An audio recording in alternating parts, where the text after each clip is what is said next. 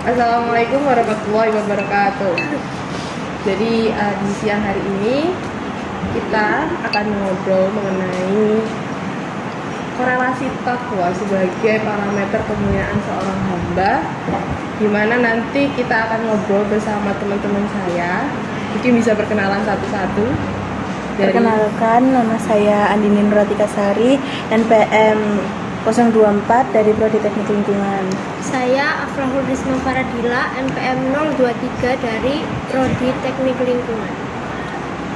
Perkenalkan, nama saya Kunjul Gatot Suprapto, NPM 018 dari Prodi Teknik Lingkungan.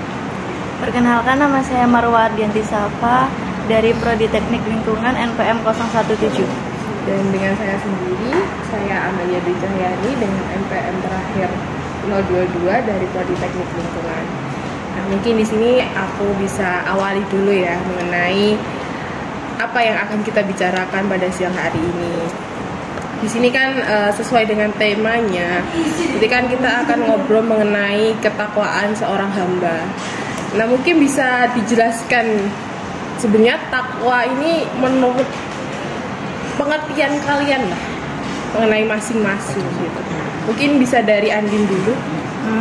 Jadi nih, aku pernah baca Ibnu Qayyim itu pernah berkata kalau hakikat takwa itu melaksanakan amal ketaatan kepada Allah karena iman dan mengharapkan pahala dari Allah karena perintah dan larangannya. Manusia yang melakukan apa yang diperintahkan oleh Allah karena beriman dengan perintah dan memberikan adanya janjinya serta meninggalkan apa yang dilarang oleh Allah, maka orang itu bisa disebut sebagai orang yang bertakwa. Seperti itu. Mungkin dari Safa sendiri? Kalau untuk takwa sendiri ya, menurut Imam Al-Ghazali itu pernah menyampaikan bahwa takwa itu adalah harta yang terpendam yang berharga. Nah, ketika kita bisa mencapai ketakwaan itu tersendiri, banyak hal-hal yang akan kita dapat, terutama tentang kemenangan di dunia serta di akhirat. Karena ketika kita memenangkan ketakwaan itu sendiri, kita itu udah berhasil mencapai kemuliaan itu sendiri, seperti itu. Mungkin dari Gatotnya sendiri mengenai takwa. Kalau menurut aku sendiri sih, takwa itu pada dasarnya merujuk pada sebuah sikap yang terdiri dari cinta dan takut ya. Yang lebih tepatnya itu takut kepada Allah Ta'ala gitu. Karena adanya kesadaran terhadap segala sesuatu atas dirinya, bahkan merasa hatinya yang paling dalam itu senantiasa takut kepada Allah. Dari saya mau menambahkan. Oh ya, mungkin dari Risma. Nah, takwa ini kan dibangun dengan 6 dasar iman, yang dimana pasti kita tahu kan rukun iman itu ada 6. Nah, untuk memaksimalkan ketakwaan sendiri dalam diri kita itu, maka kita itu kan pasti harus memperbanyak amal-amal soleh kan.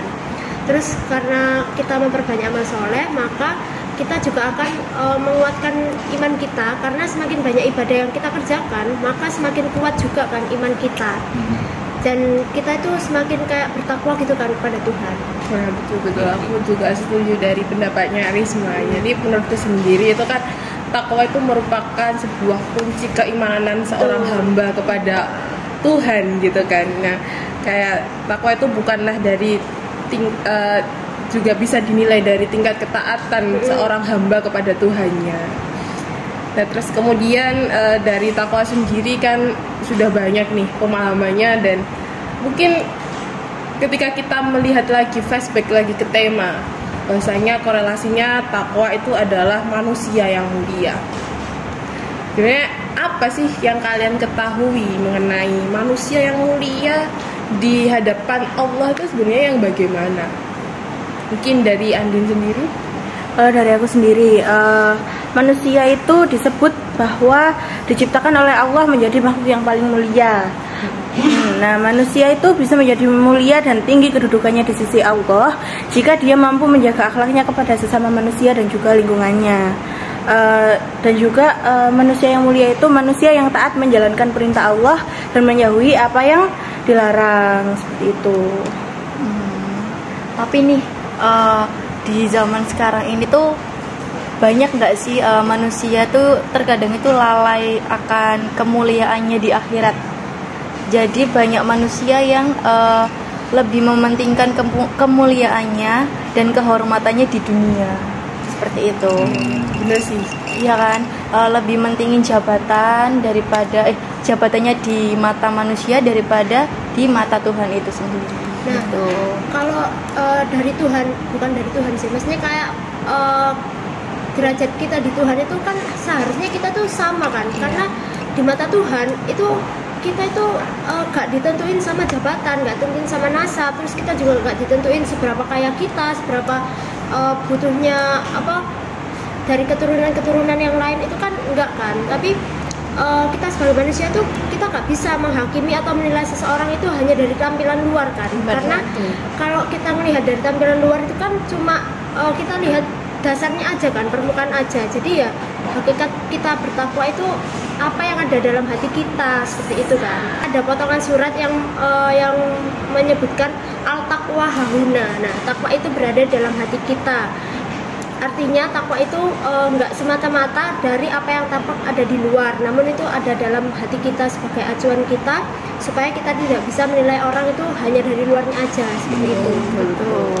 Sangat bagus ya pendapatnya dari Risma sendiri. Mungkin ada tambahan lagi dari teman-teman dari Gatot mungkin mengenai hakikat kemuliaan manusia, hamba kepada di hadapan Tuhan gitu.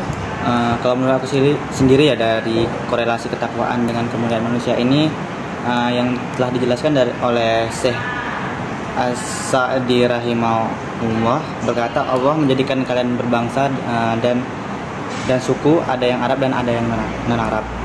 Nah, supaya kalian saling mengenal dan mengetahui nasab satu dan lainnya. Namun kemuliaan itu diukur dari takwa. Itulah yang paling mulia di hadapan Allah Subhanahu wa taala. Betul. Jadi di sini aku nanggapin dari berbagai macam pendapat tadi, bahwasanya pada zaman sekarang sebenarnya banyak orang yang lalai mengenai hakikat pengertian manusia yang mulia di hadapan Tuhan. Banyak manusia yang lebih mementingkan kemuliaannya di hadapan orang daripada kemuliaannya di hadapan Tuhan sendiri gitu. Jadi banyak yang lebih memikirkan dunianya daripada di akhiratnya nanti. Dan kita pun diciptakan dengan dengan berbagai macam suku, dengan berbagai macam ras. Itu tuh di sini tuh untuk bahwasanya Tuhan itu membuktikan bahwasanya perbedaan itu bukan menjadi tolak ukur ketakwaan dan kemuliaan seorang hamba di hadapan Tuhan, bahwasanya kemuliaan kamu itu berdasarkan ketakwaan kamu kepada Tuhan itu sendiri. Dan sesuai dengan surat Al-Hujurat di ayat 13, di situ disampaikan bahwasanya ada penggalan ayat bahwasanya kemuliaan seorang hamba itu memang diukur oleh ketakwaan hamba itu sendiri gitu. Dimana itu sudah ada pada firman Allah yang ada di Al-Quran sendiri gitu.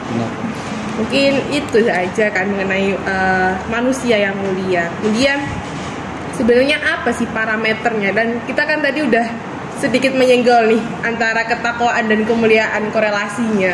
Oke, aku mungkin mau ngobrolin mengenai lebih dalam lagi mengenai takwa itu sebagai korelasi manusia yang mulia di hadapan Tuhan itu sendiri sih. Mungkin dari Andin sendiri ada apa sih sebenarnya, apakah benar-benar ketakwaan itu sangat berkorelasi, sangat berhubungan dengan kemuliaan hambanya di hadapan Tuhan gitu. Jadi dari aku sendiri, orang yang mulia itu tidak ada hubungannya dengan bagaimana dia itu diperlakukan di tengah-tengah masyarakat kan. Nah, tetapi sejauh mana dia melakukan perbuatan-perbuatan mulia yang disebut ketakwaan, seperti beriman kepada Allah, berbakti kepada orang tua, sabar, jujur, dan perbuatan-perbuatan baik lainnya pokoknya. Nah, semakin banyak seseorang melakukan perbuatan mulia tersebut, maka semakin tinggi juga derajat kemuliaannya di hadapan Tuhan. Meskipun mungkin dia itu bukan dari orang yang terhormat, bukan dari masyarakat yang kaya, seperti itu. Ada tambahan lagi dari teman-teman? Mungkin dari Safa sendiri, relasinya mengenai manusia mulia dengan ketakwaan seseorang. Iya, aku setuju sih sama pendapat Andin ya. Karena kan gak semata-mata orang mulia itu bisa dilihat oleh masyarakat, tapi bisa dengan beribadah kepada Tuhan yang sifatnya itu personal, hanya Dia dan Tuhan yang tahu. Seperti itu. Karena pada dasarnya tuh orang mulia yang menilai juga Tuhan, bukan kita gitu. Itu sih. Mungkin ada tambahan lagi dari Risma? Jadi kan kayak sifatnya Tuhan kan, Allah ini kan maha mengetahui kan, meskipun kita melakukan kebaikan apapun itu, apa yang orang lain nggak akan ketahui tentang kebaikan yang kita lakukan, pasti itu kan Tuhan pasti tahu. Karena ya gimana Allah itu menilai kita itu dari ketakwaan yang kita miliki, seperti itu. Mungkin ada tambahan lagi dari Gatot mengenai korelasi kemuliaan seorang hamba dan ketakwaan hamba gitu. Kalau aku sendiri ya mungkin setuju dari 3 pendapat tadi, karena ketakwaan itu dan kemuliaan dari seorang hamba itu atau manusia itu tidak diukur dari pandangan dari seseorang, tapi dipandang dari apa yang kita perbuat untuk menjadi pahala kita untuk Allah Subhanahu wa taala. Iya ya, sangat sebenarnya takwa itu nggak bisa jauh-jauh dengan pengertian bahwasanya ketakwaan seorang itu sangat memperlihatkan kemuliaan seorang itu di hadapan Tuhan sendiri gitu kan ya. Dan di sini aku juga mau nambahin bahwasanya kayak bahkan pada pengertian Tauhidku Isuzu itu merumuskan satu konsep bahwasanya orang beriman itu adalah orang yang tunduk mengenai perintah-perintah dari Allah itu sendiri, perintah-perintah dari Tuhan gitu. Jadi kemuliaan hambanya itu tuh juga bisa dilihat dari ketakwaan dan kepercayaan hamba itu sendiri kepada Tuhannya. Kemudian jadi di sini aku bisa menyimpulkan gitu dari obrolan kita hari ini bahwasanya kemuliaan seorang hamba, kemudian mengenai ketakwaan hamba kepada Tuhannya itu tuh sangat berkorelasi dan sangat berkesinambungan gitu, sangat berhubungan bahwasanya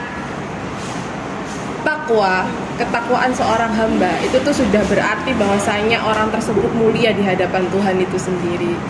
Mungkin itu yang bisa aku simpulkan pada pembicaraan kita di siang hari ini. Begitu teman-teman, makasih sudah menyaksikan podcast kita.